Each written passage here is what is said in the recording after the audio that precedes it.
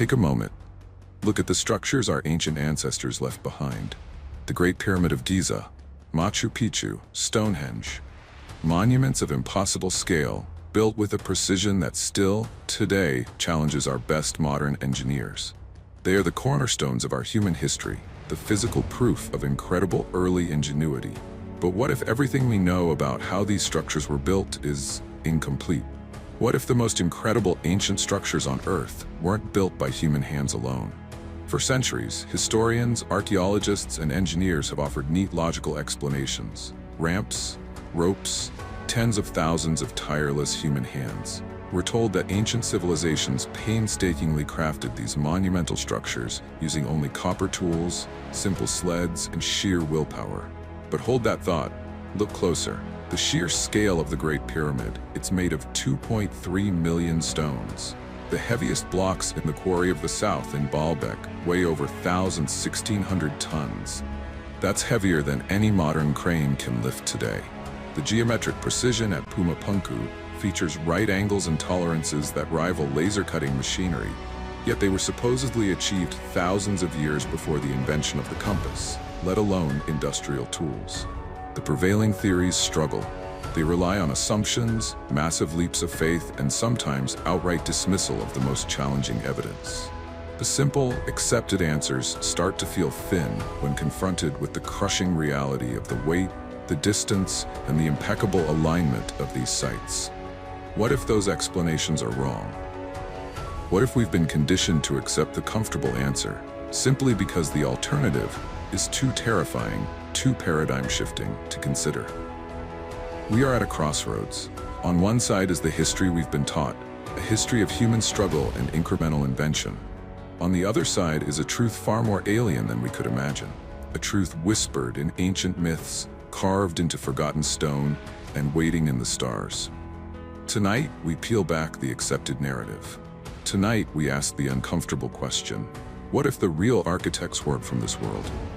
Prepare to uncover startling evidence that suggests alien engineers played a direct hand in shaping our planet's most enduring, impossible mysteries. The time for the comfortable truth is over. In the first segment, we dared to ask the question. Now, it's time to examine the evidence that makes the simple, accepted answers collapse under their own weight. We must move beyond speculation and confront the physical reality of the impossible. Let's begin in the Bekaa Valley of Lebanon, at a site of sheer, overwhelming megalithic power, Baalbek. Here, within the ruins of the Roman Temple of Jupiter, we find an ancient, elevated platform that contains the most staggering construction anomaly on Earth, the trilithon. These are 3 monolithic foundation stones, each estimated to weigh between 800 and 1,000 tons. To put that in perspective, one single stone weighs the equivalent of 2 fully loaded Boeing 747 jumbo jets. The Roman engineers who built the temple on top of this platform were giants themselves, but even they couldn't have moved these foundation blocks. They merely used the infrastructure they found. But the mystery deepens just a quarter-mile away in the quarry. There lies the Stone of the South, or Hajar al-Hibla. This unfinished stone block is the largest single stone ever quarried, weighing an estimated 1,650 tons. It was ready to be moved but ultimately abandoned. Now, consider the consensus explanation: moving these stones with manpower, ropes, and log rollers. Even with sophisticated modern equipment, moving a 1,600-ton block is a monumental task, requiring highly specialized, often custom-built industrial gear.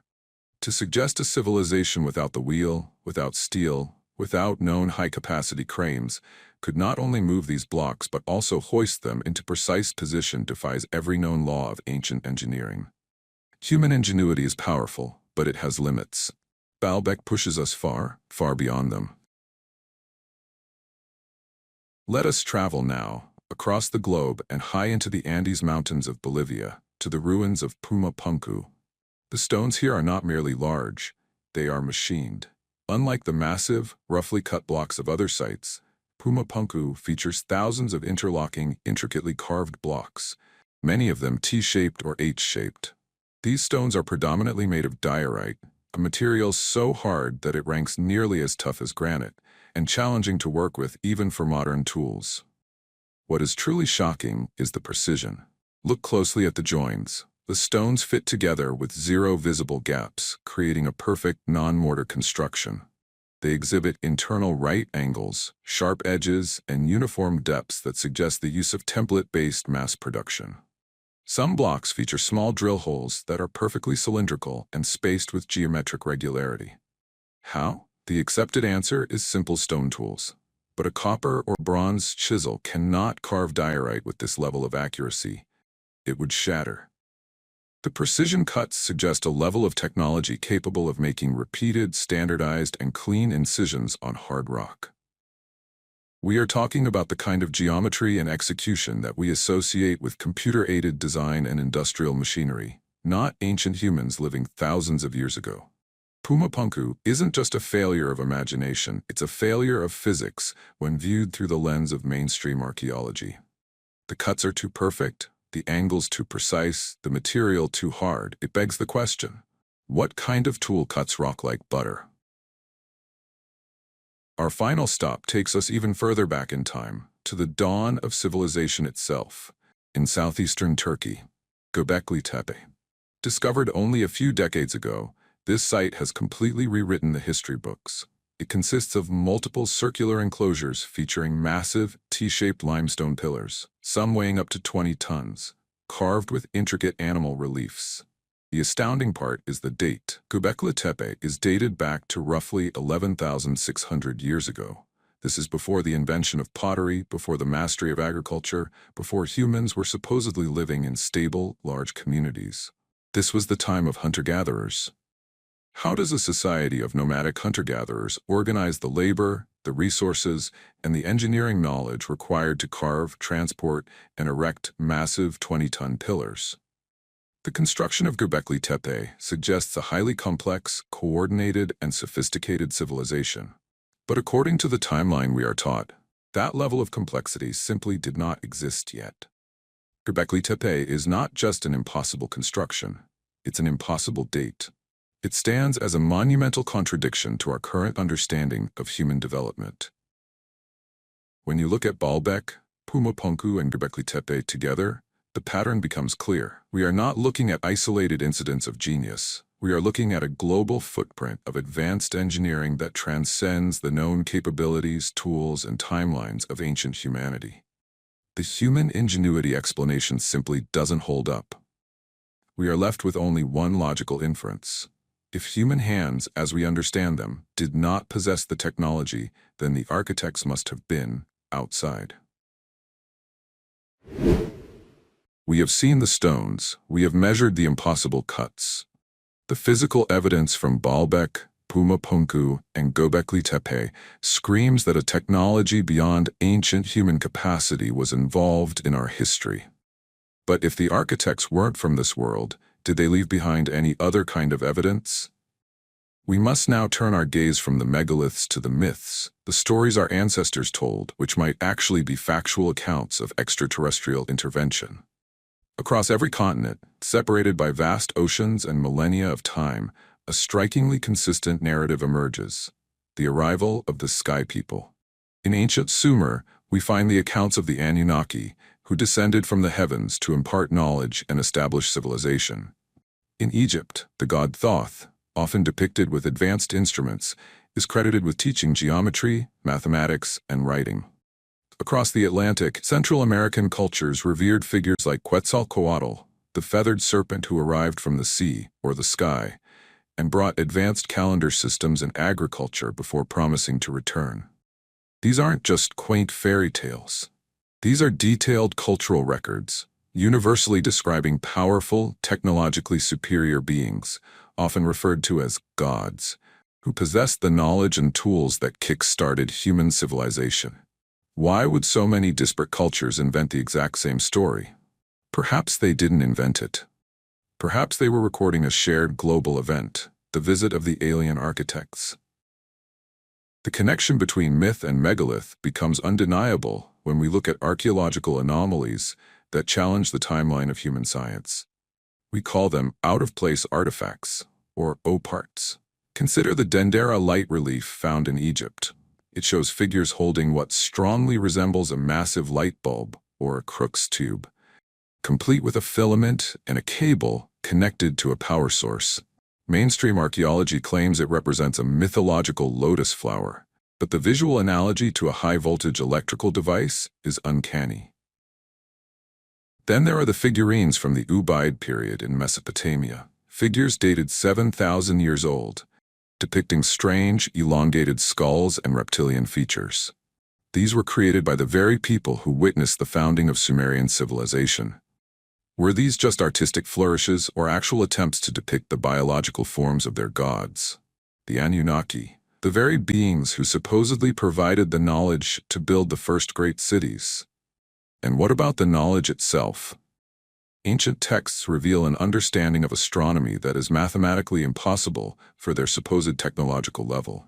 The Dogon tribe in Africa held precise knowledge of the existence and orbit of Sirius B, a companion star to Sirius, which is invisible to the naked eye. How did they know? Their tribal lore states this information was given to them by beings from the Sirius star system. These are not isolated puzzles. They are pieces of a cosmic tapestry, suggesting a deliberate technological transfer from a non-human intelligence. Finally, let's revisit the stones and look for the markings that reveal the nature of the architect's tools. The cuts on the huge sarcophagi in the Serapeum of Saqqara, or the granite boxes inside the Great Pyramid, show saw marks that are so fine and precise they would require a high-speed, diamond-tipped saw today. The cores extracted from these stone blocks show circular striations that narrow to a point, the signature of a rapidly rotating, incredibly durable drill bit. This is precision engineering, requiring a consistent, immense power source. If the ancients used slow, laborious, hand-powered methods, the tool marks would be inconsistent, uneven, and crude. But they are not. They are uniform. They are perfect. They are the residue of machinery. These ancient texts, these anomalous artifacts, and these clean, impossible tool marks connect to form one compelling argument. The sheer labor of the megaliths was achieved through alien technology, either wielded directly by the sky people or transferred to early human collaborators. The gods didn't just bless our ancestors with good crops, they gave them the power to move mountains.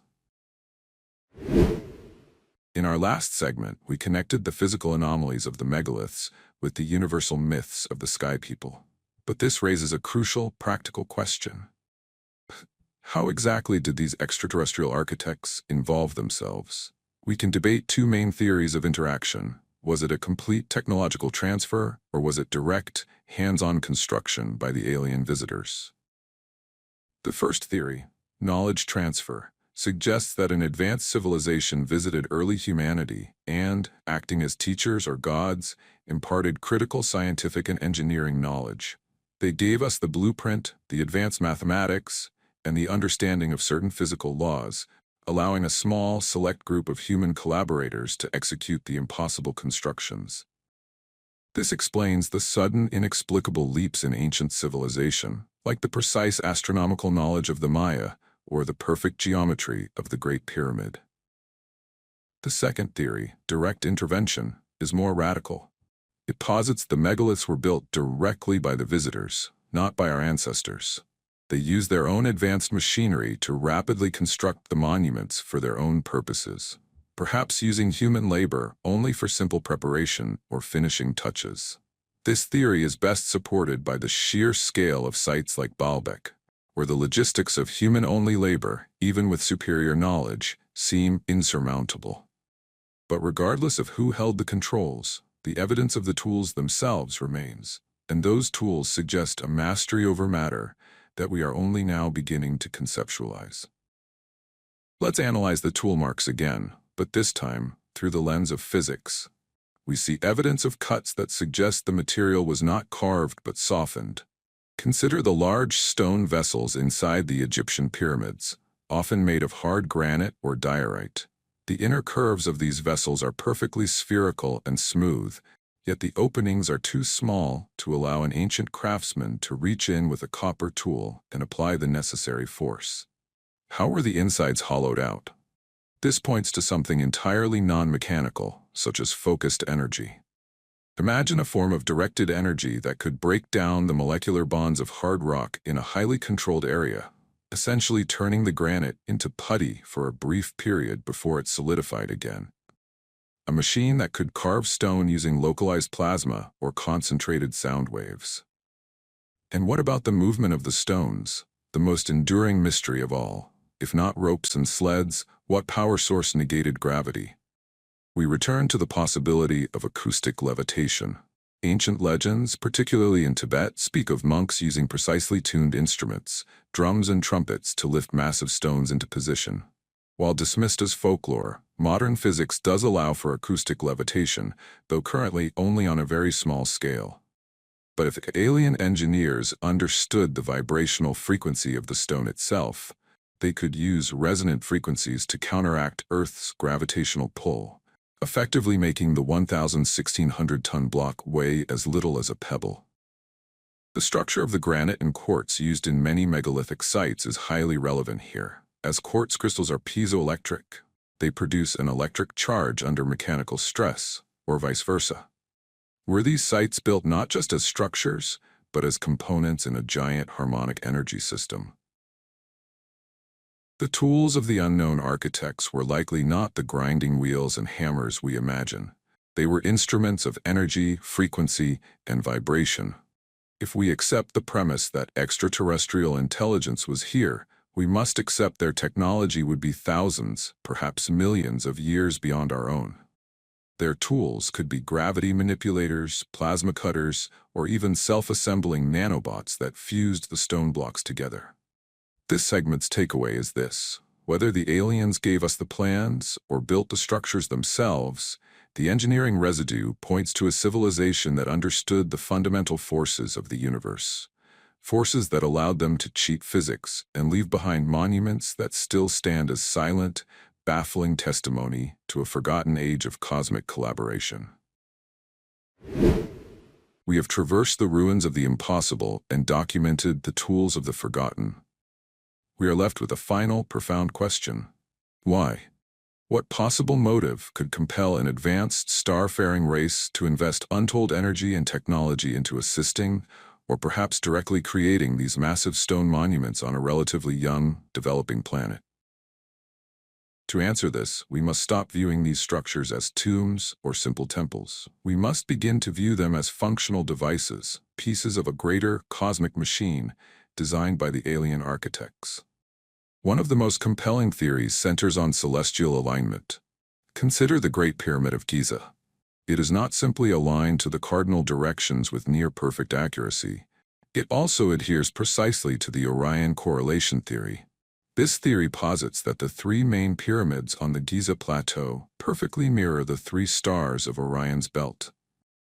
This alignment points directly to the year 10,500 BC, an era that correlates suspiciously well with the age of Göbekli Tepe and the end of the last ice age. Why Orion? Was this constellation the originating point of the architects themselves? Were they establishing an immutable, colossal marker to commemorate their arrival, or to signal their point of origin to future civilizations? These structures weren't just calendars. They were astronomical observatories, designed not just to track the sun and moon, but to track cycles of the stars that span thousands of years. A deep time clock meant for the ages. But the motives might be far more energetic than commemorative. Many researchers propose that the megaliths, particularly those made of quartz-rich granite, were designed to function as energy conduits or power stations. We discussed the piezoelectric effect of quartz, the ability to convert mechanical stress into electrical energy. If a massive granite structure, built over a fault line or situated at a confluence of Earth's natural energy currents, often called ley lines, is subjected to constant, subtle seismic vibration, it could act as a giant, low-frequency electrical resonator. The Great Pyramid, with its carefully chosen shafts and chambers, may have been designed to harness this energy.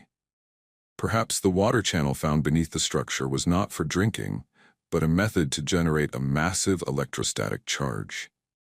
The pyramids then become gigantic batteries, transmitting or receiving energy from an unknown source. What was this energy used for? Communication? Propulsion? or perhaps maintaining an invisible global security grid. This leads us to the grandest proposal, that these structures form a cosmic blueprint, a navigational system for the entire planet. Imagine a global network of monuments from Easter Island's Moai to the megaliths of the UK, all positioned with non-random spacing, utilizing precise geographic and geodetic measurements. This network might function as a planetary beacon system, marking the location of Earth in the vastness of space or guiding interstellar travelers. They are essentially colossal, non-degradable landing markers. The implications of accepting this paradigm shift are enormous. If the alien architects intervened, it fundamentally changes our self-image. We are not the sole masters of our destiny, but perhaps the beneficiaries of an earlier, highly advanced curriculum. Human history is not a linear progression of slow, painful invention. It is a collaborative project, seeded by the stars. The megaliths are not ruins. They are persistent messages left for us to decipher when we, as a species, finally reach the technological and spiritual maturity to understand the language of the universe. They are a call to action written in stone, urging us to look up, to connect the dots, and to acknowledge our true place in the cosmos, not as isolated inhabitants of a single planet, but as part of a galactic community whose beginnings were engineered by the gods from the sky. We have reached the end of our investigation, but truly, this is only the beginning of the journey. We started with a challenge to history, and we conclude with a challenge to our own perception. The evidence is before us, from the logistical impossibility of Baalbek's megaliths and the machine precision of Puma Punku, to the chronological anomaly of Göbekli Tepe, and the repeating myths of the Sky People. All of it converges into a single, compelling thesis. We were not alone in our ancient history. Accepting the alien architect's paradigm is not a rejection of our ancestors. It is an elevation of their story. It frames humanity not as an isolated experiment, but as a crucial, perhaps cherished, component of a larger, galactic narrative. It means that the great leaps forward, in mathematics, astronomy, and architecture, were not simply luck, but were part of a sophisticated, directed curriculum. The implications of this truth are profound. If these monuments are indeed beacons or energy conduits, what are they waiting for? Are they sleeping technologies, waiting for a specific stellar alignment or a sufficient level of human consciousness to reactivate? And what other secrets, what other monuments, lie hidden beneath the ice caps or the deep oceans, waiting for us to evolve enough to understand their language? This perspective forces us to rewrite the history books, not with arrogance, but with humility. We must look at the pyramids not as static ruins, but as persistent, functional messages from a forgotten age. Your role now is critical. The era of accepting comfortable answers is over. The great mystery is no longer how they built them, but what we do now with the knowledge that they had help. We encourage you to share your theories. Dive deeper into the evidence. Do you believe human ingenuity was enough, or does the scale of these ancient wonders require a different explanation? Like this video, subscribe to our channel for more explorations into the unknown, and join the conversation. The cosmic blueprint has been unlocked. Now, it's up to us to follow the path it lays out. Thank you for watching. The truth is still out there.